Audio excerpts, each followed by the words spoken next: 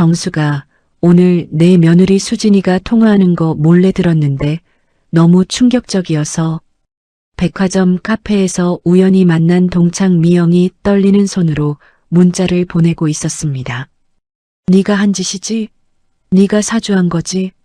교통사고로 병원에 실려온 아들을 보며 시어머니 정숙이 며느리를 향해 소리쳤습니다.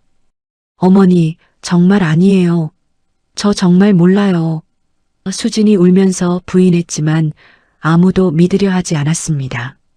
동창 미영이 정숙에게 보낸 한 통의 경고 문자는 한 가족을 의심의 나락으로 빠뜨렸습니다. 며느리를 향한 시어머니의 의심, 남편의 배신감, 그리고 숨겨진 진실까지. 하지만 정말로 이 가족을 구한 것은 예상치 못한 곳에서 나타났습니다. 이야기 시작 전에 구독과 좋아요 해주시면 더 흥미진진한 이야기로 찾아올게요. 오늘의 사연 지금 시작합니다. 새벽 5시 30분 박정숙은 부엌에서 분주하게 움직이고 있었습니다. 미역국이 끓어오르는 소리와 함께 생선구이 냄새가 집안 가득 퍼졌습니다. 정숙은 도마 위에서 물을 썰며 작은 한숨을 내쉬었습니다. 벌써 7시가 다 되어가는데 정숙이 시계를 바라보며 중얼거렸습니다. 아들 민호는 이미 양복을 입고 거실에서 신문을 보고 있었지만 며느리 수지는 아직 방에서 나오지 않았습니다. 정숙은 밥솥 뚜껑을 열어 밥이 잘 되었는지 확인하며 입술을 꾹 다물었습니다. 7시가 조금 넘어서야 수진이 잠옷 차림으로 나타났습니다. 머리는 부스스하고 눈가에는 아직 잠이 덜 깬 기색이 역력했습니다. 어머니, 안녕하세요. 수진이 하품을 참으며 인사했습니다. 어서 와라. 밥 먹어야지. 정숙이 상을 차리며 대답했습니다. 정성스럽게 준비한 미역국, 생선구이, 각종 반찬들이 상 위에 가득했습니다. 하지만 수지는 식탁을 한번 훑어보더니 고개를 저었습니다. 어머니, 저는 토스트만 먹을게요. 요즘 속이 좀 안 좋아서. 수진이 식빵을 꺼내며 말했습니다. 정숙의 얼굴이 순간 굳어졌습니다. 새벽부터 정성 들여 만든 음식들을 외면하는 며느리를 보니 서운한 마음이 올라왔습니다. 그래도 미역국 한 그릇은 마셔야지. 몸에 좋은데. 괜찮아요. 커피만 마실게요. 수진이 토스트에 잼을 발라 먹으며 대답했습니다. 정숙은 아무 말 없이 민호 앞에 밥그릇을 놓았습니다. 어머니가 이렇게 정성스럽게 차려주셨는데 조금이라도 드셔야지. 민호가 아내를 향해 조심스럽게 말했습니다. 정말 괜찮아요. 요즘 아침에 많이 먹으면 속이 더부룩해져서. 수진이 화장대 거울을 보며 립스틱을 바르기 시작했습니다. 정숙은 며느리의 모습을 지켜보며 속으로 생각했습니다. 집안일보다 바깥 나들이가 더 중요한 것 같다는 생각이 들었습니다. 오늘 어디 가니? 민호가 넥타이를 매며 물었습니다. 대학 동기들이랑 만나기로 했어요. 중요한 약속이라서 일찍 나가야 해요. 수진이 서둘러 가방을 챙기며 대답했습니다. 민호가 출근하고 난 뒤 정숙은 수진에게 제안했습니다. 수진아, 오늘 시간 되면 같이 시장 좀 갈까? 신선한 재료로 장도 보고. 어머니, 죄송해요. 오늘 정말 중요한 약속이 있어서요. 다음에 꼭 함께 가요. 수진이 미안한 표정을 지으며 거절했습니다. 정숙은 고개를 끄덕였지만 속으로는 실망감이 컸습니다. 며느리가 시어머니와의 시간보다 친구들과의 만남을 더 중요하게 여긴다는 생각이 들었습니다. 그럼 조심히 다녀와라. 네, 그럼 다녀오겠습니다. 수진이 현관문을 나서며 인사했습니다. 정숙은 혼자 남겨진 집에서 설거지를 하며 깊은 한숨을 내쉬었습니다. 혼자 나선 전통시장은 30년간 다녀온 익숙한 곳이었습니다. 정숙은 단골 채소 가게로 향했습니다. 어머니, 어서 오세요. 박 사장 아주머니가 반갑게 인사했습니다. 오늘은 혼자 오셨네요? 며느리는 어디 갔어요? 친구들이랑 만난다고 나갔어. 정숙이 시금치를 고르며 대답했습니다. 아이고, 며느리가 참 예쁘긴 한데. 요즘 젊은 애들은 집안일보다 밖에 나가는 걸 좋아하나 봐요. 박 사장 아주머니가 고개를 저으며 말했습니다. 그러게 말이야. 옛날 우리 때는 시어머니 따라다니면서 배우려고 했는데. 정숙이 깊은 한숨을 내쉬었습니다. 자신의 생각이 틀리지 않았다는 확신이 들었습니다. 오후 2시경 집으로 돌아온 정숙은 깜짝 놀랐습니다. 아침 설거지가 그대로 싱크대에 쌓여 있었고 세탁기에서는 빨래가 완료되었다는 신호음이 계속 울리고 있었습니다. 정숙은 고개를 저으며 혼자서 설거지를 시작했습니다. 빨래를 널러 수진의 방에 들어간 정숙은 또 다른 것을 발견했습니다. 침대 위에는 고급스러운 쇼핑백들이 여러 개 놓여 있었습니다. 정숙이 가격표를 확인해 보니 상당히 비싼 옷들이었습니다. 이런 비싼 걸 언제 샀을까? 정숙이 혼자 중얼거렸습니다. 며느리의 한 달 용돈으로는 감당하기 어려운 금액이었습니다. 저녁 6시 야근으로 지친 민호가 집에 들어섰습니다. 셔츠는 구겨져 있고 얼굴에는 피로가 역력했습니다. 어머니, 다녀왔습니다. 고생했다. 빨리 씻고 밥 먹어. 정숙이 민호를 맞으며 말했습니다. 수진이는 아직 안 왔어요? 민호가 거실을 둘러보며 물었습니다.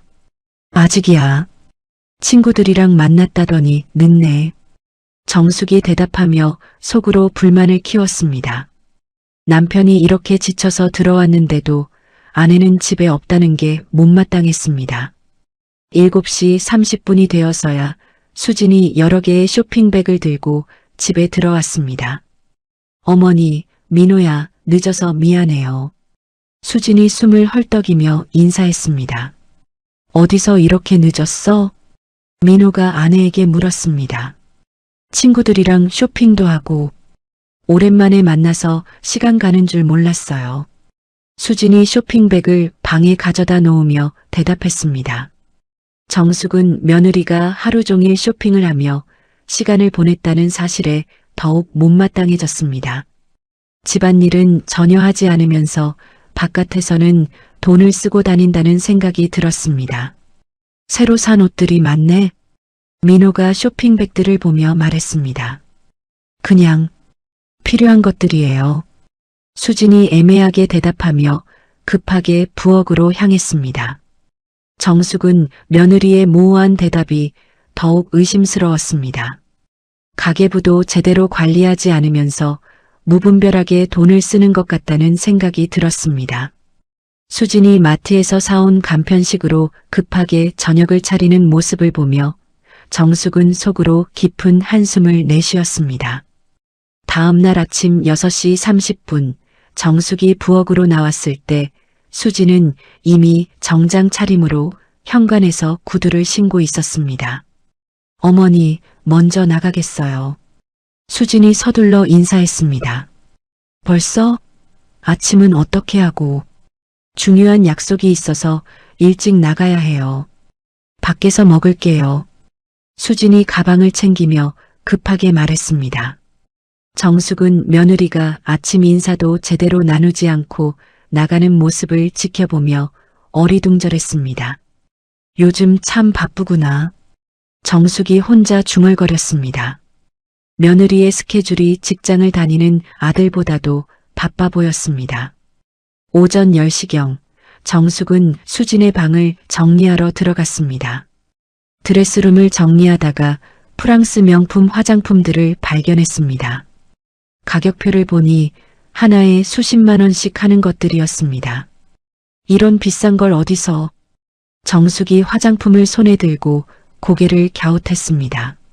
무직인 며느리가 이런 고가의 제품들을 살 수 있다는 게 의아했습니다. 점심을 준비하던 정숙에게 같은 아파트 1505호에 사는 최 여사가 찾아왔습니다. 정숙 씨, 안녕하세요. 어서 와요. 차라도 한잔 하세요. 정숙이 차를 우리며 말했습니다. 요즘 수진 씨가 평일 낮에 택시를 자주 타고 외출하시던데 혹시 직장을 바꾸셨나요? 최 여사가 궁금하다는 표정으로 물었습니다. 아직 취업 준비 중인데요. 정숙이 대답했습니다. 그렇구나. 그런데 참 부지런하시네요. 맨날 어디론가 나가시더라고요. 최 여사의 말을 듣고 정숙은 속으로 의문이 들었습니다. 며느리가 무직임에도 이렇게 활발하게 외출한다는 게 이상했습니다. 오후 3시경 정숙은 택배를 받으러 관리사무소에 갔습니다. 정숙 씨, 며느리분이 요즘 고급 승용차를 타고 나가시는 걸 자주 봤어요. 경비 아저씨가 말을 건넸습니다. 고급차요? 네, 검은색 외제차더라고요. 혹시 새 직장을 구하셨나요? 경비 아저씨의 말에 정숙은 더욱 혼란스러워졌습니다. 수진이 자신에게는 취업 준비 중이라고 했는데 실제로는 뭔가 다른 일을 하고 있는 것 같았습니다.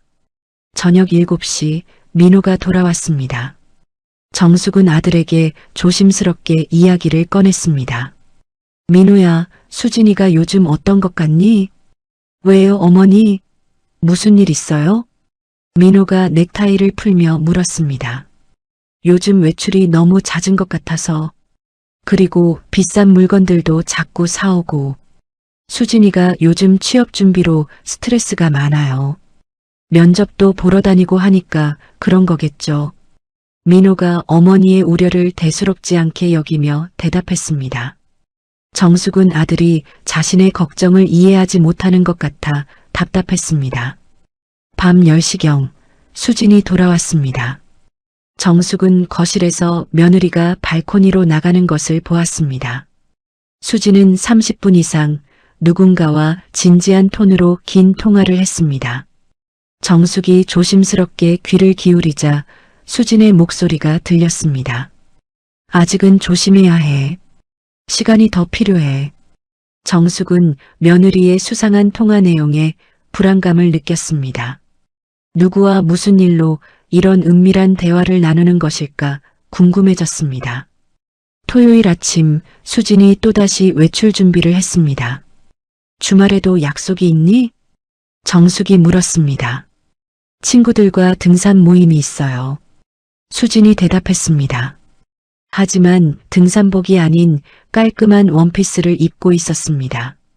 등산인데 그런 옷을 입고 가니? 산 아래 카페에서 먼저 만나기로 했어요. 수진이 서둘러 설명하며 나갔습니다. 정숙은 며느리의 모순된 행동이 더욱 의심스러웠습니다. 수진이 나간 후 정숙은 며느리 방을 정리하다가 서랍에서 은행 서류를 발견했습니다. 신용대출 안내서였는데 수진 명의로 3천만 원을 대출받았다는 내용이었습니다. 3천만 원이나. 정숙이 서류를 보며 깜짝 놀랐습니다. 무직인 며느리가 이런 큰 돈을 빌릴 수 있다는 것도 놀라웠지만 그 돈을 무엇에 쓰는지 궁금했습니다. 오후에 정숙은 근처 대형마트에 장을 보러 갔습니다. 마트 앞 카페 테라스를 지나가다가 멀리서 익숙한 모습을 보았습니다. 수진이 양복을 입은 중년 남성과 함께 앉아 진지하게 대화하고 있었습니다. 정숙은 급히 기둥 뒤로 숨어 지켜보았습니다.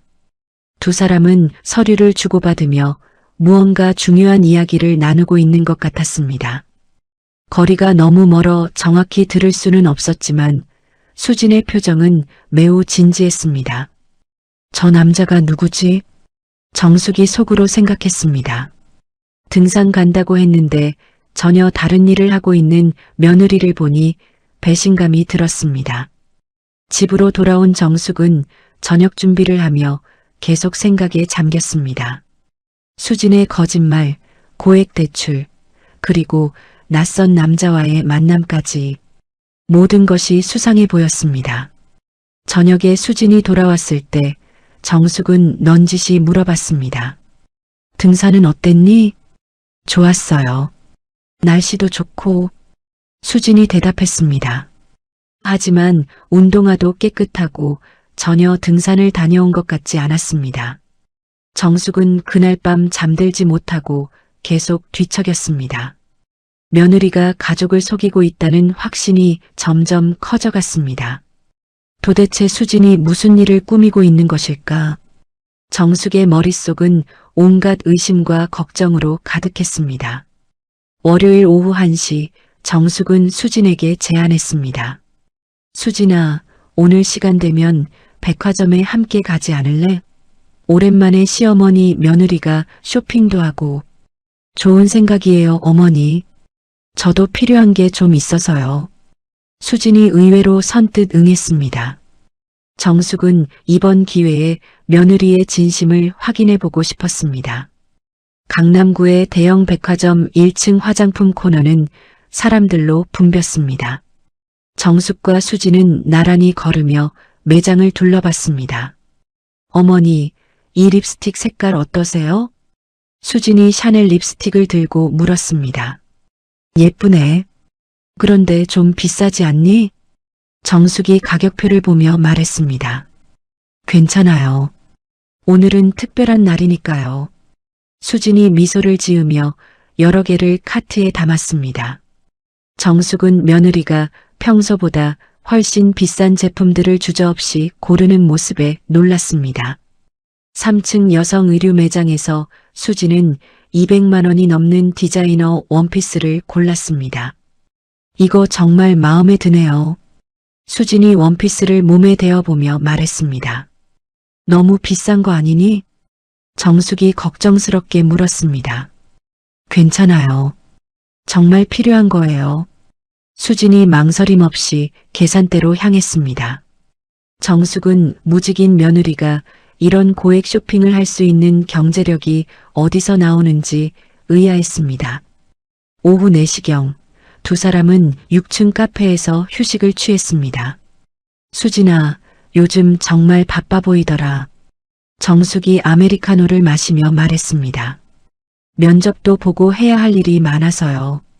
수진이 대답했습니다. 그때 익숙한 목소리가 들렸습니다. 어머, 정숙이. 정숙이 고개를 돌리자 김미영이 다가오고 있었습니다. 이화여대 영문학과 동창인 미영과는 30년 만에 재회였습니다. 미영아, 세상에 언제부터 여기 있었니? 정숙이 자리에서 일어나 반갑게 인사했습니다. 방금 왔어. 너무 반갑다. 이분은? 미영이 수진을 보며 물었습니다.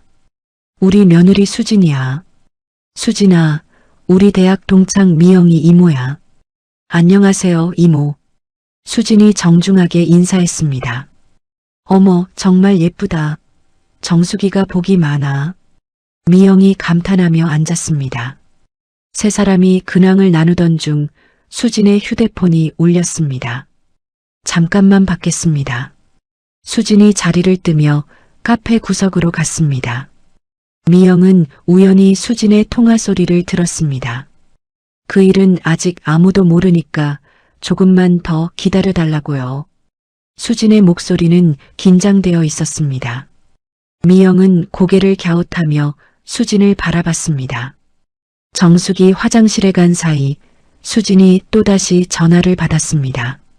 보험건은 확실히 처리될 거야. 걱정하지 마. 미영의 귀가 번쩍했습니다. 민호는 아직 아무것도 모르고 있어. 수진의 목소리는 더욱 조심스러웠습니다. 미영은 심상치 않은 내용의 통화라는 것을 직감했습니다. 정숙이 돌아온 후 미영은 자연스럽게 대화를 이끌었습니다.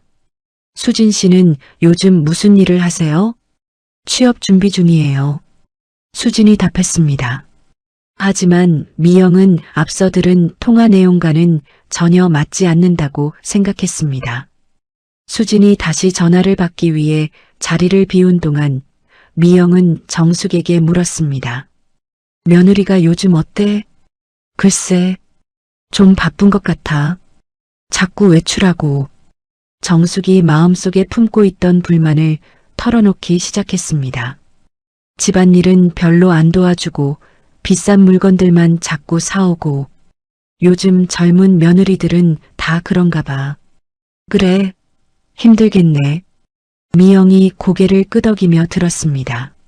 수진이 돌아와서 말했습니다. 죄송해요. 중요한 전화여서. 미영은 수진의 긴장한 표정과 식은땀을 흘리는 모습을 예리하게 관찰했습니다. 앞서 들은 보험과 민호에 관한 통화 내용이 계속 머릿속을 맴돌았습니다. 수진 씨, 남편분이 직장에서 스트레스 많이 받으시죠? 미영이 넌지시 물어봤습니다. 네, 요즘 야근도 많고. 수진이 대답했습니다. 보험 같은 것도 잘 챙겨놔야 해요. 요즘 세상이 어떨지 몰라서. 미영의 말에 수진의 표정이 순간 굳어졌습니다. 네, 그렇죠. 수진이 어색하게 웃으며 대답했습니다. 오후 6시경, 세 사람은 백화점을 나섰습니다. 지하 주차장에서 헤어질 때 미영은 수진을 유심히 지켜봤습니다. 정수가, 오늘 정말 반가웠어. 다음에 또 만나자. 그래, 연락하고 지내자. 정숙과 수진이 차를 타고 떠난 후 미영은 혼자 남아 오늘 있었던 일들을 정리했습니다. 수진의 수상한 통화 내용, 민호와 보험에 관한 이야기, 그리고 정숙이 털어놓은 며느리에 대한 불만들. 뭔가 이상해. 미영이 혼자 중얼거렸습니다. 수진이 남편 몰래 어떤 계획을 세우고 있는 것 같았습니다. 특히 보험과 관련된 이야기가 계속 신경 쓰였습니다. 집으로 돌아가는 길에 미영은 곰곰 생각했습니다. 오래된 친구 정숙을 위해 이 상황을 알려줘야 할까 말까 고민했습니다. 하지만 확실하지 않은 추측만으로 가정에 문제를 일으키는 것은 좋지 않을 것 같았습니다. 결국 미영은 조심스럽게 정숙에게 알려주기로 마음먹었습니다. 30년 우정을 생각해서라도 친구를 위험에서 구해야 한다고 생각했습니다. 미영은 휴대폰을 꺼내 신중하게 문자 메시지를 작성하기 시작했습니다. 그날 저녁 8시 정숙은 휴대폰 메시지 알림 소리에 거실에서 고개를 들었습니다. 미영에게서 온 문자였습니다. 정수가, 오늘 수진이와 함께 있으면서 들은 이야기가 있는데 너무 충격적이어서 전화로는 말하기 어려워. 마음의 준비를 하고 읽어봐. 정숙은 이상한 예감에 가슴이 두근거렸습니다. 10분 후 미영에게서 긴 문자가 왔습니다. 정수가, 정말 말하기 힘든데 오늘 수진이가 누군가와 통화하는 걸 들었어. 다른 남자와 불륜 관계에 있는 것 같고 더 심각한 건 민호한테 교통사고를 내서 보험금을 받으려는 계획을 세우고 있는 것 같아. 내가 직접 들은 얘기니까 확실해. 조심해. 정숙의 손이 덜덜 떨리기 시작했습니다. 휴대폰을 떨어뜨릴 뻔했습니다.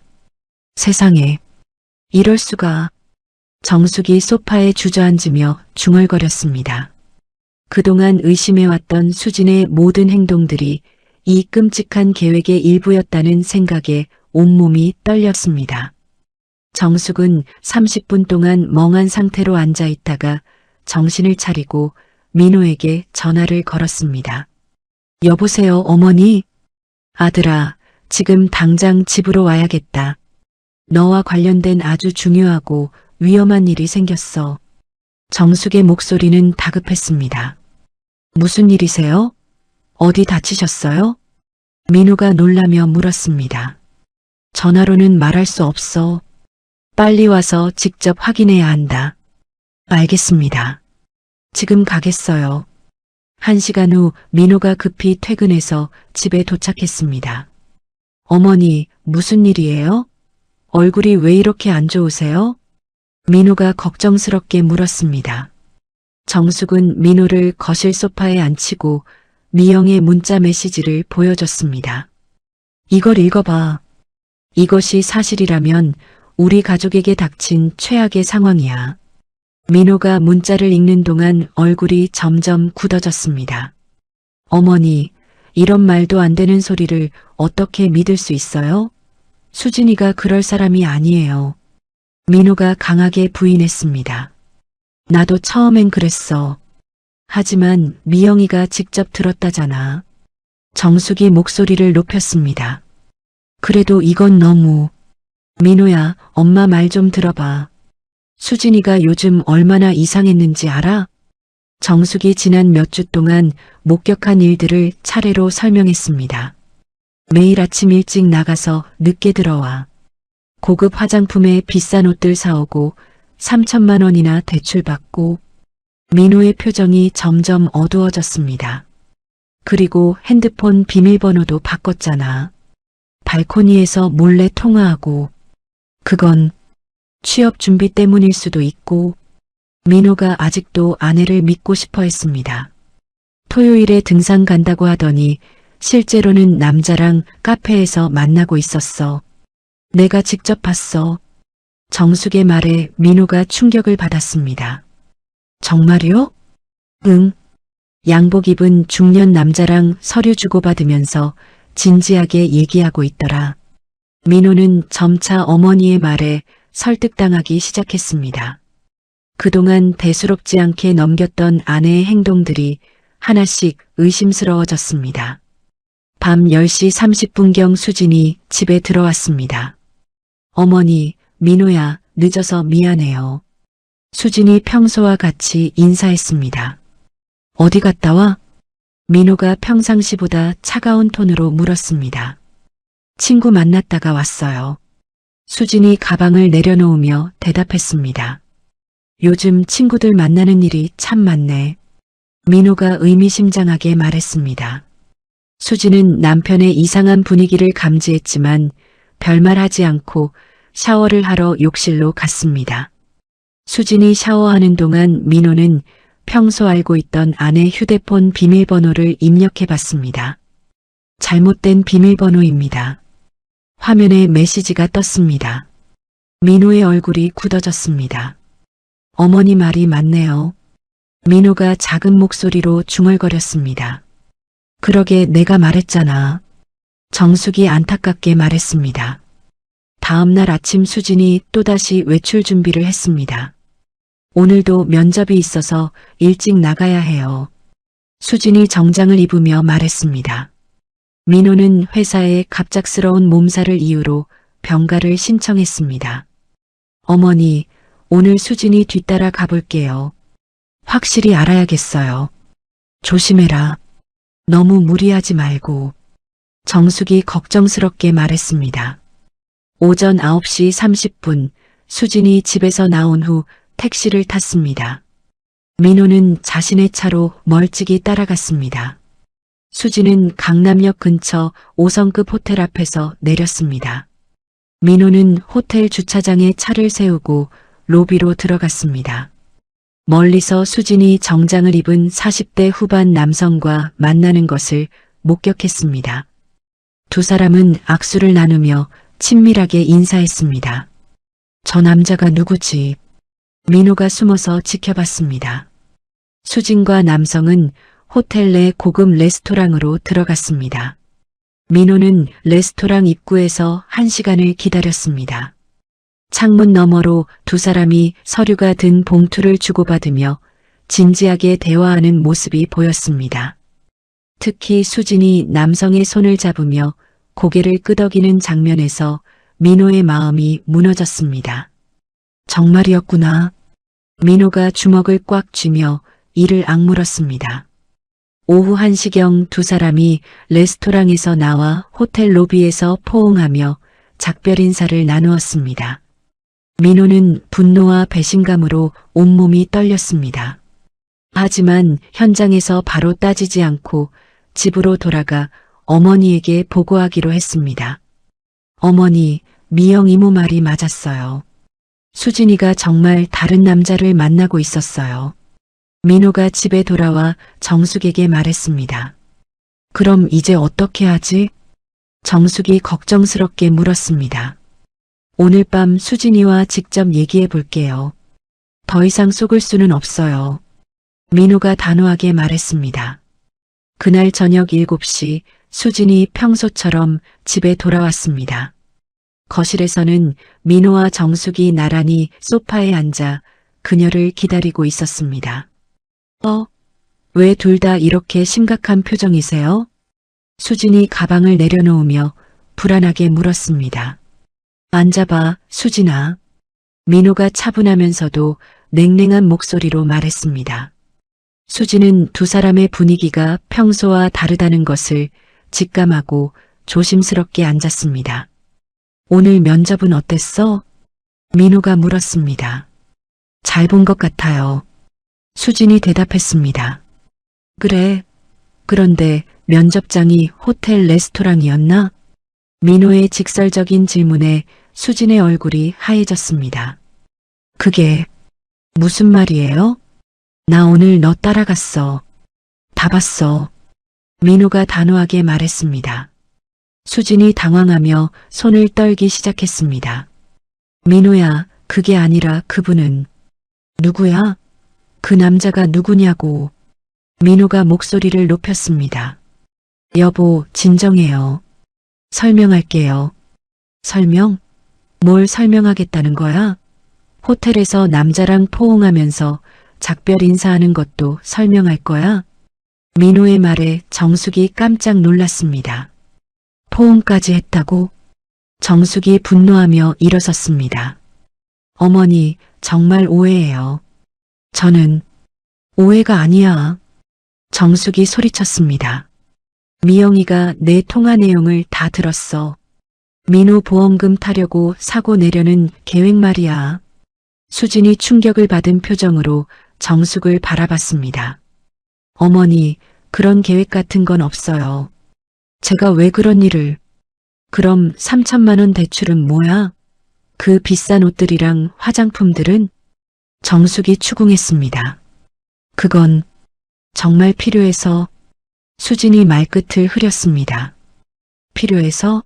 뭐가 필요해서 남편 몰래 그런 큰 돈을 빌려? 민호가 따지듯 물었습니다. 수진은 눈물을 흘리기 시작했습니다. 여보, 어머니, 정말 제가 그런 나쁜 일을 할 사람이라고 생각해요? 저를 믿어주세요. 어떻게 믿어? 거짓말만 했잖아. 정숙이 분노했습니다. 등산 간다고 하더니 남자랑 만나고 면접 본다고 하더니 호텔에서 미래하고. 정말 아니에요. 다 오해예요. 수진이 절규했습니다. 그럼 그 남자가 누구냐고. 왜 만나는 거야? 민호가 주먹을 탁자에 내려쳤습니다. 말해봐. 더 이상 거짓말하지 말고. 저는... 수진이 입술을 떨며 말을 잇지 못했습니다. 이제 그만해. 민호가 자리에서 벌떡 일어났습니다. 더 이상 같이 살 수 없어. 이혼하자. 여보. 수진이 절망적인 목소리로 외쳤습니다. 싫어. 나는 이런 거짓말쟁이랑 살 수 없어. 제발 말 좀 들어봐요. 진실을 알면 후회하게 될 거예요. 수진이 울면서 말했습니다. 후회? 내가 뭘 후회해? 배신당한 게 후회할 일이야? 민호가 비웃으며 말했습니다. 정말 다른 남자가 있는 거냐? 솔직히 말해. 정숙이 다그쳤습니다. 아니에요. 정말 아니라고요. 수진이 고개를 저으며 울었습니다. 그럼 왜 설명을 안 해? 그 남자가 누구인지 왜 말 안 해? 아직은 말할 수 없어요. 봐, 결국 숨기는 거잖아. 민호가 분노했습니다. 내일까지 이 집에서 나가. 더 이상 못 봐주겠어.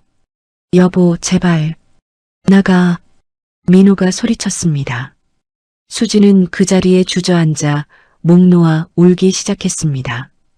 정숙과 민호는 차가운 시선으로 그녀를 바라봤습니다. 3일 후 목요일 오전 8시 30분, 민호는 평소처럼 출근길에 올랐습니다. 아파트 단지를 나서는 교차로에서 신호대기를 하고 있었습니다. 갑자기 뒤에서 대형 트럭이 급속도로 달려왔습니다. 브레이크를 밟는 소리도 없이 민호의 차 뒷부분을 강하게 들이받았습니다. 으악! 민호가 비명을 질렀습니다. 트럭 운전자가 차에서 내려 민호에게 다가왔습니다. 미안하다. 브레이크가 고장났다. 남자가 대충 사과한 후 급하게 자신의 트럭으로 돌아갔습니다. 잠깐요. 민호가 차에서 나오려 했지만 목과 허리가 아팠습니다. 트럭은 이미 현장을 떠나고 있었습니다. 목격자들이 번호판을 정확히 기억하지 못해 추적이 어려웠습니다. 구급차가 도착해 민호를 병원으로 실어갔습니다. 병원 응급실에 연락을 받고 달려온 정숙은 경악했습니다. 민호야, 괜찮니? 어머니, 갑자기 트럭이. 민호가 힘겹게 말했습니다. 수진도 연락을 받고 병원으로 왔습니다. 하지만 정숙은 수진을 보자마자 소리쳤습니다. 네가 한 짓이지? 네가 사주한 거지? 어머니, 정말 아니에요. 수진이 애원했습니다. 미영이가 예언한 대로 됐잖아. 이제 보험금 타려는 거야? 아니라고요. 저 정말 몰라요. 수진이 울면서 부인했습니다. 다행히 민호의 부상은 생명에 지장이 없었습니다. 하지만 정숙과 민호는 수진이 사고의 배우라고 확신했습니다. 이제 정말 끝이야. 민호가 병상에서 차갑게 말했습니다. 경찰에 신고할 거야. 너를 살인미수로. 여보, 제발 믿어주세요. 하지만 아무도 수진의 말을 믿으려 하지 않았습니다. 수진은 절망에 빠져 병원 복도에서 혼자 울고 있었습니다. 이제 정말 진실을 말해야 할 때가 온 것 같았습니다. 경찰 조사에서 수진의 알리바이가 확인되었지만 정숙과 민호는 여전히 의심을 거두지 않았습니다. 알리바이가 있다고 해서 무죄는 아니야. 다른 방법으로 사고를 조작했을 수도 있어. 민호가 병상에서 단호하게 말했습니다. 그래, 요즘 돈만 주면 뭐든 할 수 있잖아. 정숙이 수진을 의심스럽게 바라보며 동조했습니다. 수진은 더 이상 견딜 수 없었습니다. 가족들의 불신과 의심이 극에 달한 지금 진실을 밝혀야 할 때라고 생각했습니다. 여보, 어머니, 제발 제 말 좀 들어주세요. 수진이 눈물을 닦으며 말했습니다. 이제 와서 또 무슨 거짓말을. 거짓말이 아니에요. 정말 중요한 얘기예요. 수진이 간절하게 말했습니다. 그동안 제가 만난 남자는 김철수라는 사립탐정이에요. 사립탐정? 민호가 어리둥절하게 반문했습니다. 네, 어머니를 보호하기 위해서 고용했어요. 수진이 가방에서 서류를 꺼냈습니다. 이게 뭐야? 정숙이 서류를 받아보며 물었습니다. 정민기 씨에 대한 조사 보고서예요. 수진의 말에 정숙의 얼굴이 하얘졌습니다. 정민기라고? 내 전 남편? 네, 어머니. 그분이 최근 3개월 동안 어머니께 계속 협박하고 있었어요. 민호가 서류를 읽기 시작했습니다. 그 안에는 정민기가 정숙에게 금전을 요구하며 협박한 녹음 기록과 사진들이 상세히 담겨 있었습니다. 어머니, 이게 정말이에요? 민호가 충격을 받으며 물었습니다. 정숙은 아무 말도 하지 못하고 고개를 떨구었습니다. 정민기가 어머니께 돈을 달라고 하면서 거절하면 저나 민호한테 해를 끼치겠다고 위협했어요. 수진이 설명했습니다. 특히 민호 출퇴근 경로를 미리 파악해서 교통사고를 일으키겠다고 했어요. 그럼 오늘 사고가... 민호가 깨달았습니다. 네, 정민기가 계획한 거예요. 제가 사립탐정과 함께 증거를 수집하고 있었던 거예요. 수진이 눈물을 흘리며 말했습니다. 그럼 왜 미리 말하지 않았어? 정숙이 떨리는 목소리로 물었습니다. 어머니가 그 사람 때문에 얼마나 고생하셨는지 알고 있어요. 다시 그런 상처받는 모습 보고 싶지 않았어요. 수진이 정숙의 손을 잡았습니다. 그래서 혼자 해결하려고 했어요. 증거를 다 모아서 경찰에 신고하려고 했던 거예요. 민호는 서류를 계속 읽으며 진실을 파악했습니다. 정민기가 실제로 트럭을 렌트해서 민호를 해치려 했다는 구체적인 증거들이 있었습니다. 수진아. 정숙이 며느리를 바라보며 목이 메었습니다. 그동안 너를 의심해서 정말 미안해. 어머니. 수진이 정숙을 안았습니다. 나도 정말 미안해, 수진아. 너를 믿지 못해서. 민호도 아내에게 사과했습니다. 괜찮아요. 이상하게 행동한 제가 잘못이에요. 수진이 눈물을 닦으며 말했습니다. 그런데 비싼 쇼핑이랑 대출은 뭐였어? 정숙이 궁금해했습니다. 사립탐정 비용이 많이 들어서, 그리고 정민기를 속이기 위해 일부러 돈이 많은 것처럼 보이려고 했어요. 수진이 설명했습니다. 바로 그때 병실 문이 벌컥 열렸습니다. 정민기가 갑자기 나타났습니다. 어디 숨어 있나 했더니 여기 있었구나. 정민기가 비웃으며 말했습니다. 당신 왜 여기 와요? 정숙이 떨리는 목소리로 물었습니다. 내 아들이 다쳤다는데 아버지가 문병 오면 안 되나? 정민기가 뻔뻔하게 대답했습니다. 아버지, 웃기지 마요. 당신이 사고 낸 거잖아요. 민호가 분노하며 말했습니다. 뭔 소리야? 증거라도 있어? 정민기가 시치미를 뗐습니다. 수진이 휴대폰으로 경찰에 신고했습니다. 경찰에 신고했어요. 곧 오실 거예요. 이런 년이. 정민기가 수진에게 달려들려 했습니다. 그 순간 정숙이 과거의 트라우마로 인해 쓰러졌습니다. 어머니. 민호와 수진이 정숙을 부축했습니다. 정숙은 정민기의 모습을 보자 과거의 끔찍한 기억들이 되살아나며 극심한 공황 상태에 빠졌습니다. 온몸이 떨리고 말을 제대로 하지 못했습니다. 의사 선생님. 수진이 간호사를 불렀습니다. 의사가 달려와 정숙을 진찰했습니다. 극심한 스트레스로 인한 일시적 기억상실 증상입니다. 즉시 입원이 필요해요. 정민기는 경찰이 오기 전에 슬그머니 자리를 떴습니다. 제발 도망가지 마세요. 수진이 소리쳤지만 이미 늦었습니다. 정숙이 의식을 잃은 채 응급실로 이송되었습니다. 민호와 수진은 걱정에 가득 찬 표정으로 정숙을 지켜봤습니다. 어머니께서 이렇게 고생하고 계셨던 줄 몰랐어요. 수진이 자책하며 말했습니다. 내가 너무 둔했어. 어머니 상황을 전혀 몰랐네. 민호도 후회했습니다. 이제라도 알았으니 힘을 합쳐서 어머니를 보호해요. 수진이 민호의 손을 잡았습니다. 그래, 정민기를 꼭 잡아야 해. 민호가 다짐했습니다. 수진과 민호는 이제 진정한 부부가 되어 정숙을 지키고 정민기를 응징하기로 마음을 모았습니다. 오해가 풀린 지금 그들 앞에는 더 큰 시련이 기다리고 있었지만 함께라면 이겨낼 수 있다는 확신이 들었습니다. 수진은 사립탐정 김철수와 긴급회의를 열었습니다. 이제 정민기를 확실히 잡을 수 있는 증거가 다 모였어요. 김철수가 두꺼운 파일을 펼치며 말했습니다. 협박 녹음, 스토킹 사진, 그리고 트럭 렌트 기록까지 모든 게 있어요. 수진이 파일을 확인하며 고개를 끄덕였습니다. 이걸로 경찰에 정식 고발할 수 있겠네요. 네, 이번엔 확실히 처벌받을 거예요. 김철수가 자신 있게 말했습니다. 민호는 회사에 한 달간의 특별 휴가를 신청했습니다.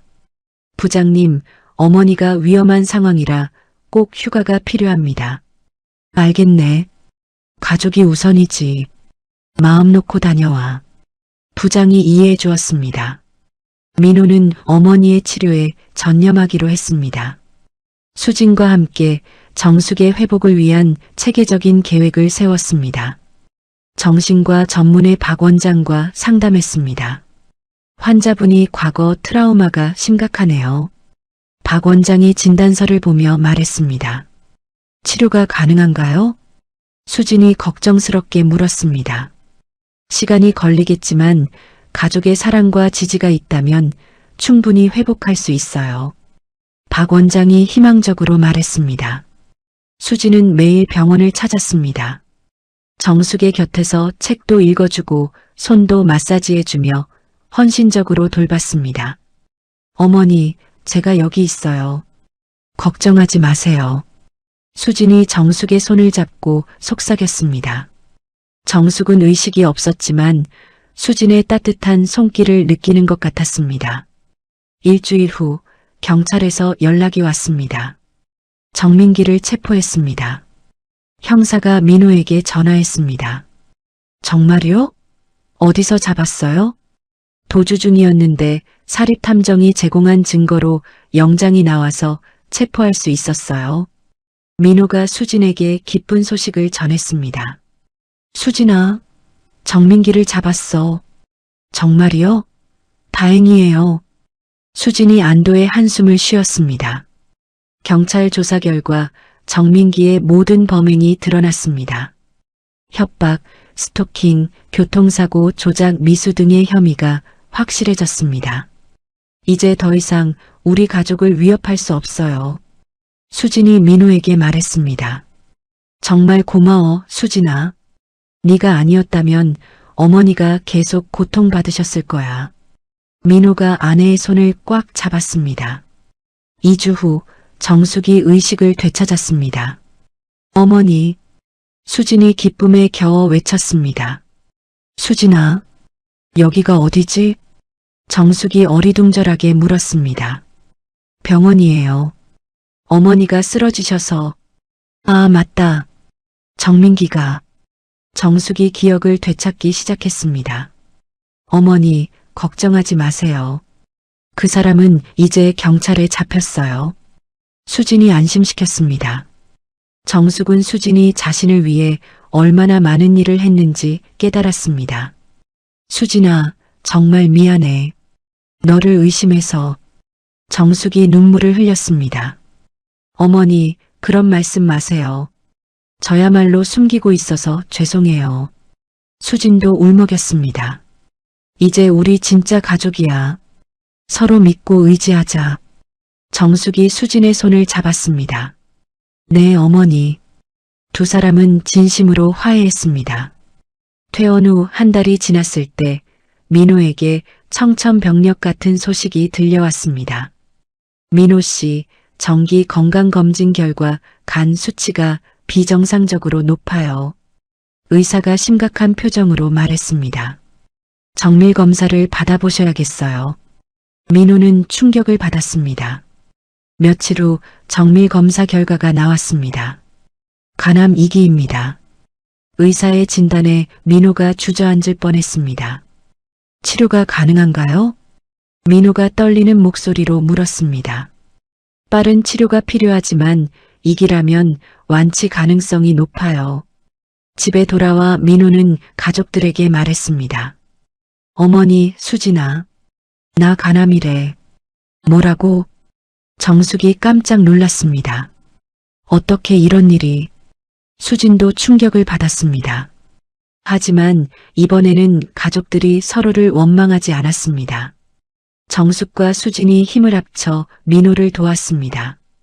걱정하지 마, 아들아. 엄마가 옆에 있어. 정숙이 민호를 안았습니다. 여보, 우리 함께 이겨내요. 꼭 나을 거예요. 수진도 남편을 격려했습니다. 수진은 자신이 알고 있던 의료계 인맥을 총동원했습니다. 최고의 전문의를 찾아다니며 최적의 치료 계획을 세웠습니다. 정숙은 아들을 위해 매일 정성스럽게 보양식을 준비했습니다. 병원비 걱정은 하지 말라며 자신의 적금까지 깨서 치료비를 마련했습니다. 6개월간의 항암 치료와 수술이 시작되었습니다. 민호는 가족들의 사랑에 힘입어 치료에 적극적으로 임했습니다. 수진아, 정말 고마워. 네가 없었다면 이겨낼 수 없었을 거야. 민호가 병상에서 아내의 손을 잡았습니다. 당연한 거예요. 우리는 가족이잖아요. 수진이 미소 지었습니다. 치료 과정은 힘들었지만 세 사람은 서로를 의지하며 견뎌냈습니다. 그들은 진정한 가족의 의미를 깨달았습니다. 마침내 민호가 완치 판정을 받았습니다. 축하합니다. 암세포가 완전히 제거되었어요. 의사의 말에 가족들이 기뻐했습니다. 정말 다행이야. 정숙이 눈물을 흘렸습니다. 모두 가족의 사랑 덕분이에요. 의사도 감동받았습니다. 집으로 돌아온 그들은 그 어떤 시련도 함께 극복할 수 있다는 강한 유대감을 느꼈습니다. 민호의 완치 후 1년이 지난 어느 봄날, 세 가족은 그 어느 때보다 평화롭고 행복한 일상을 보내고 있었습니다. 정숙은 아침마다 수진과 함께 부엌에서 식사 준비를 하며 즐거운 대화를 나누었습니다. 어머니, 오늘 아침 메뉴는 뭘로 할까요? 수진이 냉장고를 열며 물었습니다. 민호가 북어국을 좋아하니까 그걸로 하자. 좋은 생각이에요. 제가 밑반찬도 새로 만들게요. 정숙과 수진은 이제 진정한 모녀처럼 서로를 아꼈습니다. 과거의 오해와 갈등은 완전히 사라졌습니다. 정숙은 자신의 경험을 바탕으로 지역 상담센터에서 자원봉사를 시작했습니다. 저도 며느리 때문에 많이 힘들었어요. 하지만 서로 이해하려고 노력하면 꼭 해결될 거예요. 정숙이 상담을 받으러 온 시어머니에게 조언했습니다. 정말 그럴까요? 우리 며느리는 너무 달라서. 처음엔 다 그래요. 저도 수진이를 이해하지 못했거든요. 정숙의 진심 어린 조언에 많은 가정들이 도움을 받았습니다. 어느 날 저녁 수진이 특별한 소식을 전했습니다. 여보, 어머니, 중요한 얘기가 있어요. 수진이 설렘을 감추며 말했습니다. 무슨 얘기야? 민호가 궁금해했습니다. 저 임신했어요. 수진의 발표에 거실이 조용해졌습니다. 정말이야? 민호가 믿을 수 없다는 표정으로 물었습니다. 네, 오늘 병원에서 확인했어요. 8주예요. 세상에. 정숙이 기뻐서 손뼉을 쳤습니다. 우리 손자야? 손녀야? 아직 모르지만 건강하대요. 수진이 행복한 미소를 지었습니다. 민호가 아내를 꼭 안았습니다. 정말 고마워, 수진아. 이제 우리가 4명이 되는구나. 그동안 힘든 일이 많았는데 이제 좋은 일만 생길 거야. 정숙이 며느리를 보며 뿌듯해했습니다. 미영도 그동안의 일을 후회하고 있었습니다. 어느 날 정숙에게 찾아와 진심으로 사과했습니다. 정숙아, 정말 미안해. 내가 너무 성급하게 판단했어. 미영이 고개를 숙였습니다. 괜찮아, 미영아. 내 덕분에 오히려 진실을 빨리 알 수 있었어. 정숙이 친구를 용서했습니다. 하지만 내 말 때문에 수진이가 얼마나 힘들었을까. 이제 다 지난 일이야. 앞으로는 확실하지 않은 일에 대해서는 조심하자. 그럴게. 정말 반성하고 있어. 미영은 앞으로는 추측만으로 남의 가정에 개입하지 않겠다고 다짐했습니다. 정민기는 법정에서 징역 3년형을 선고받고 복역 중이었습니다. 정숙은 더 이상 과거의 상처에 얽매이지 않았습니다. 이제 그 사람 때문에 괴로워하지 않을 거야. 정숙이 수진에게 말했습니다. 현재 우리 가족의 행복이 더 소중해요. 수진도 동의했습니다. 어느 5월의 어린이날, 세 가족은 서울대공원으로 나들이를 떠났습니다. 벚꽃이 흩날리는 산책로에서 정숙은 수진의 손을 꼭 잡았습니다. 수진아, 너를 만나서 정말 행복해. 저도요, 어머니. 진짜 엄마처럼 느껴져요. 두 사람은 서로를 바라보며 미소를 지었습니다. 공원 벤치에 앉아 도시락을 나누며 담소를 나누었습니다. 그날 백화점에서 미영이를 만난 것도 결국 하늘의 뜻이었던 것 같아. 정숙이 감회에 젖어 말했습니다. 그 일이 있어서 우리가 더 가까워질 수 있었죠. 수진이 배를 쓰다듬으며 대답했습니다. 맞아. 그 힘들었던 시간들이 오히려 우리 가족이 서로를 얼마나 사랑하는지 확인할 수 있는 소중한 경험이었어. 민호가 두 사람을 바라보며 말했습니다. 엄마와 아내 사이에서 갈등했던 과거를 반성해요. 이제는 두 분이 서로 아끼시는 모습을 보는 게 가장 큰 행복이에요. 민호의 눈가에 눈물이 맺혔습니다. 곧 태어날 우리 아기는 정말 복받은 아이가 될 거예요. 수진이 행복하게 말했습니다. 그럼 할머니와 할아버지, 그리고 엄마 아빠의 사랑을 듬뿍 받으며 자랄 거야. 정숙이 기대에 찬 목소리로 말했습니다. 석양이 지는 공원에서 세 사람은 서로를 따뜻하게 껴안았습니다. 앞으로 어떤 일이 생겨도 우리는 함께야. 민호가 다짐하며 말했습니다. 그래, 진실과 사랑이 있으면 못 이겨낼 일은 없어. 정숙이 고개를 끄덕였습니다. 우리 아기에게도 이런 따뜻한 가족의 사랑을 물려줄 거예요. 수진이 감동스럽게 말했습니다. 그들은 진실과 용서, 그리고 변하지 않는 가족애가 모든 오해와 갈등을 이겨낼 수 있다는 것을 깨달았습니다. 곧 4명이 될 가족의 행복한 미래를 그리며 집으로 향하는 발걸음이 한없이 가벼웠습니다. 미영의 문자가 가져온 오해는 결국 가족을 더욱 단단하게 만들어준 선물이었습니다. 정말로 아들의 생명을 구하고 가족을 구해낸 것은 서로에 대한 믿음과 사랑이었습니다. 새로운 생명과 함께 맞이할 이들의 미래는 희망으로 가득했습니다. 진정한 가족이 된 그들에게 더 이상 두려울 것은 없었습니다.